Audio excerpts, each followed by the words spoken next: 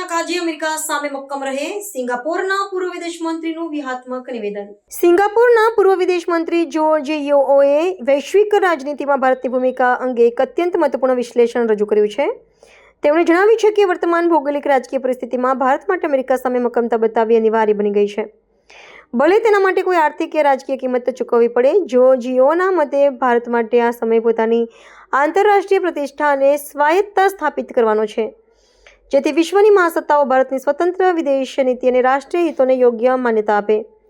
વૈશ્વિક વ્યાપારના બદલાતા સમીકરણો પર ભાર મૂકતા પૂર્વ વિદેશ મંત્રીએ ભારતને સલાહ આપી છે કે તેને માત્ર પશ્ચિમી દેશો પર નિર્ભર રહેવાને બદલે વ્યાપારના અન્ય વિકલ્પો અને માર્ગ શોધવા જોઈએ.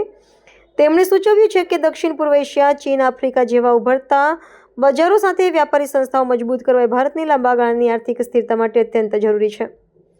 આ વિસ્તારો સાથે સીધો અને સઘન વ્યાપાર કરવાથી ભારત પશ્ચિમી દેશોના સંભવિત દબાણથી મુક્ત રહી શકશે અને વૈશ્વિક બજારમાં પોતાની પકડ મજબૂત કરી શકશે.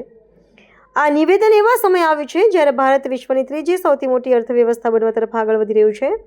રાજકીય વિશ્લેષકો માને છે કે જો ભારત એશિયા અને આફ્રિકાના દેશો સાથે નવા વ્યાપારી સમીકરણો સ્થાપિત કરવામાં સફળ રહેશે તો તે ભવિષ્યમાં આર્થિક મહાસત્તા તરીકે ઉભરી આવશે.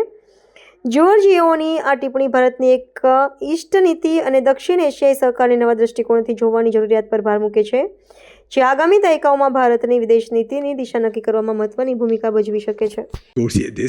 You can't show weakness, because if you show weakness, then that's the end of you. But you have to be flexible and practical. If they're losing interest in Ukraine, I think India's purchase of oil from Russia will eventually become less important to the Americans. But it's important, even if it costs some, to be firm now so that you establish reputation. And India must find other ways, channels to trade and make a living. Southeast Asia, China, Africa will all be important.